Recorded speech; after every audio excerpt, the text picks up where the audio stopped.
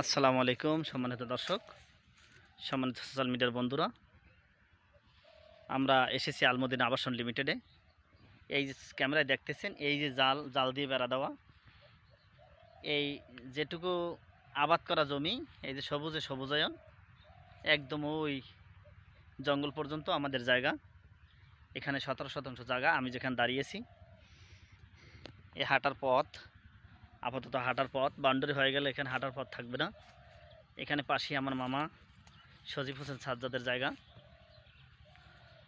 আমাদের জায়গায় এই হয়তো খোলামেলা জায়গা, এই জন্য অনুমান করা কঠিন হয়ে পড়বে। আমাদের জমিতে ক্ষেত বংশে, এই যে আমাদের জমিতে মূলা খুব সবুজায়ন হয়ে গেছে। যেহেতু কার্তিক মাস শুরু হয়ে গেছে, এখন ফসলের রাজ্য হবে বাংলাদেশ। ধন্যবাদ সবাইকে আমাদের পাশে থাকার জন্য, আলমদিনা আবাসন লিমিটেডের পাশে থাকার জন্য, কাছে থাকার জন্য, অংশীদারিত্ব হওয়ার জন্য। ধন্যবাদ সবাইকে।